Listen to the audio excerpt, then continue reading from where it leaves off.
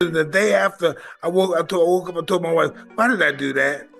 I don't know. I just don't know what the hell goes on. I remember one thing. I had a very hard moment in that part of my life, but I assure you, in that age, I could have put that clown in the first round, but I sold my soul, and I'm ashamed of it. Is it true that you made $170 million from this fight?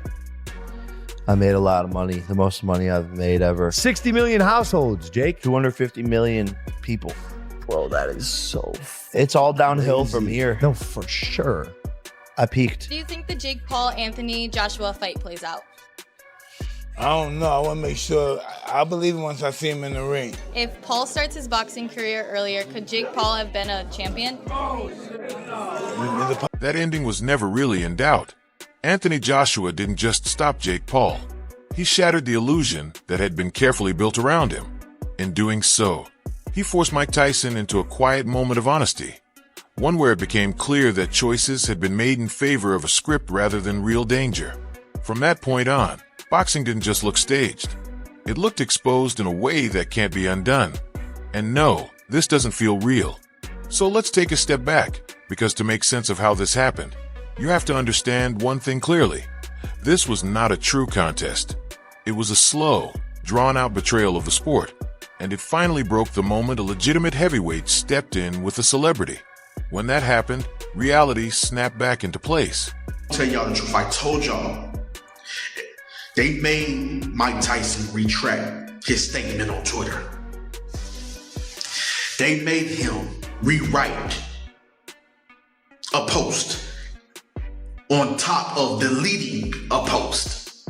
Yeah, I told you that fight between Mike Tyson and Jake Paul was rigged. I told you that. I don't care what Mike Tyson is saying now. He have to do that to secure his money. He's still an investment for future exhibitions. I can't get the ringside image out of my head. Tyson watching Joshua take Jake Paul apart. That look wasn't pride, and it wasn't shock. It was recognition mixed with regret. The kind of regret that hits when you realize someone else just did what you were paid not to do. Every instinct Tyson ever developed knew exactly what was happening. And if you think that moment didn't hit him hard, you're kidding yourself. Here's the part people avoid because it gets uncomfortable fast. Tyson could have stopped Jake Paul anytime he wanted. Everyone in that arena knew it, including Jake himself. That's why Joshua's knockout carries so much weight. It proves that the limits were never real, and the risk was always there. Once that truth slips out, there's no sealing it back up, no matter how many statements get rewritten later. The moment Joshua dropped Paul in round 5, everything changed. Suddenly, every earlier fight was being re-examined under harsher scrutiny. You could feel viewers mentally replaying the Tyson bout, all asking the same question at once. Why didn't he do it? Why didn't he finish it? Why did this feel so different? And once those questions start spinning, they don't stop. On a podcast one time, and he talked about it, he said, I don't want to do an exhibition against Floyd Mayweather. Yeah. He said, I'm only doing real fights. And of course, I can't get up high in weight, but I'll fight him in a real fight at the weight that I'm at. But Jake Paul, I mean,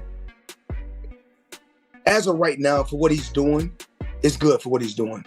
But once he fights a real fighter, it's going to be... People keep calling this a mismatch, but that word doesn't fully explain what happened.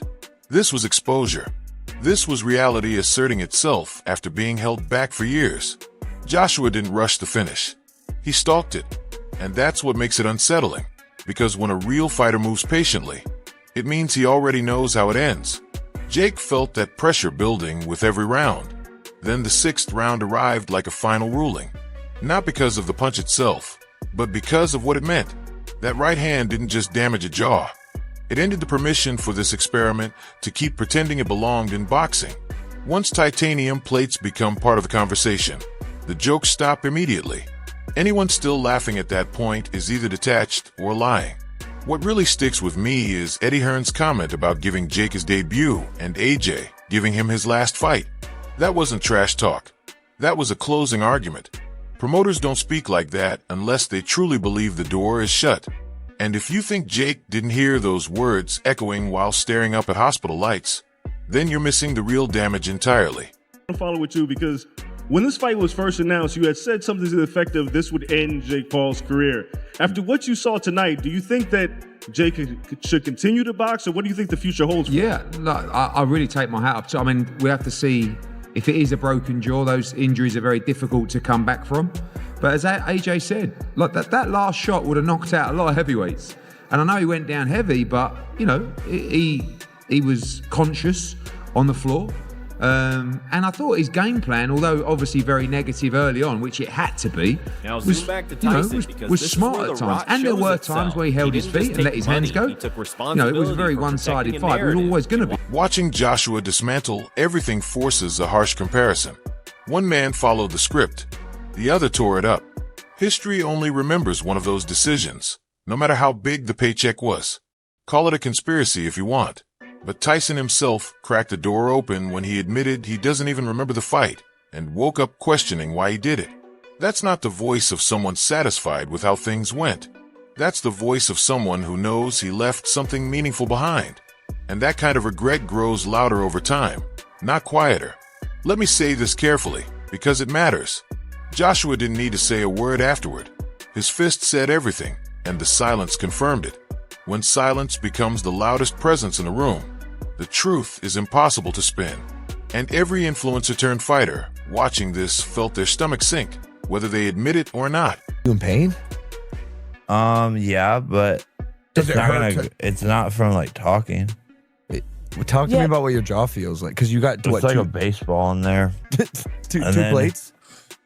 It just feels like 4 titanium plates. 4 titanium plates. How many do you have? Just 1. There's a darker question here that nobody wants to touch because it threatens the entire business model. If one real heavyweight can erase years of hype in 6 rounds, how fragile was the system to begin with? If that question makes you uncomfortable, it should. Somewhere behind the scenes, people are scrambling to control what this really means. I remember the fight that much. I kind of blanked out a little. Listen, know what I remember? Coming back from the first round, and then the next day I remember Jacob doing some kind of, I don't know, what was he doing at the ring? Oh, yeah, a little bow at the end. He bowed. And that's the last thing I remember. You know, but the day after the fight, the day after, I woke up, I told my wife, why did I do that? You know, I don't know. I just don't know what the hell goes on. What did you think of Jake's power, man, when you were in there? I keep thinking about Tyson watching the news about the broken jaw. Biology doesn't lie, and marketing can't argue with fractures. Seeing physical proof of what a genuine punch does forces you to revisit every moment you chose not to throw one. And no, this still doesn't feel real, unless regret is already hitting him far harder than he's letting on. Here's a thought you shouldn't ignore. If Tyson is now admitting that money influenced outcomes, how many other fights are about to be re-examined by the public? Once trust starts to erode, it spreads quickly. Boxing has always depended on belief, and right now that belief is bleeding. Another thing that stands out is how calm Joshua looked throughout the fight. Calm fighters are the most dangerous because they're also the most honest. His composure felt like someone correcting an error, not chasing applause. And corrections don't stop at one target. They spread. So ask yourself who feels exposed next. After this Floyd fight, maybe we can have a rematch. He did well, but I want to try it again. Is that something that you would be interested in terms of righting the wrong and knocking him out? Yeah. This doesn't end with a knockout clip or a press quote. The silence afterward feels calculated. When things go quiet this suddenly, it usually means deals are being adjusted and stories are being buried. I don't trust it for a second. This situation is still unfolding, and something uglier is coming. When it breaks, it may make this knockout look like a warning shot. What keeps replaying in my mind is how inevitable all of this feels in hindsight. Like the sport finally got tired of pretending and snapped back into place. For years, the line between spectacle and competition was stretched thin, just waiting to break. Joshua happened to be the one standing there when it finally did. Joshua didn't just win a fight. He brought consequences back into the picture. That's what people haven't fully absorbed yet. Consequences don't trend well, but they stay. They linger long after the cameras shut off and the post stops circulating. I can't shake the contrast between preparation and promotion. One happens quietly. The other survives on noise. When they finally collide, silence always wins. Not dramatically, not loudly, but decisively. What troubles me most is how normal it became to treat real fighters like plot obstacles instead of human beings with years of damage and experience built into them. When you reduce them to characters, you forget they can end your night with one clean decision. There's also a sadness in realizing that even legends aren't immune. Even someone like Mike Tyson can get pulled into the pull of spectacle and money.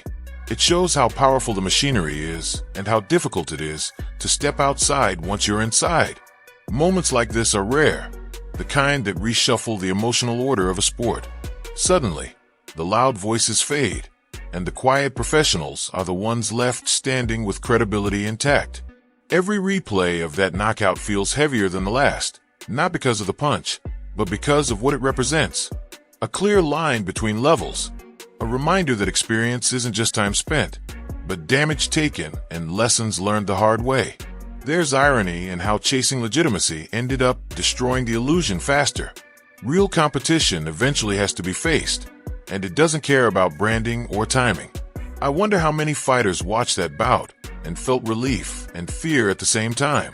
Relief that the sport defended itself, and fear that the spotlight could turn on them if they ever misjudged the gap between belief and ability. The aftermath matters more than the fight itself. That's where careers shift, managers rethink strategies, matchmakers adjust, and fans decide what they're willing to believe next time. There's a lesson in patience here too. Joshua didn't rush anything. He waited for the opening that was always coming, and that patience only comes after years of paying for impatience. What makes this moment linger is that it wasn't chaotic or cruel. It was precise, and that makes it harder to dismiss. There was nowhere to point blame except inward. I believe this will change how crossover fights are discussed, because true crossover requires respect on both sides, not borrowed credibility. The psychological damage may last longer than the physical injuries. Doubt, once planted, doesn't leave easily, and doubt is the one opponent you can't train away. What stays with me most is how quickly admiration turns into scrutiny when the shield drops. The same crowd that buys into the dream will tear it apart once it fails. There's no neat ending here, just a sense that something shifted and hasn't settled yet, like fault lines after an earthquake, with aftershocks still coming. And the most unsettling part is knowing this isn't the final chapter. Once a sport exposes a weakness this clearly, the next break could be louder, messier, and far less forgiving than the last.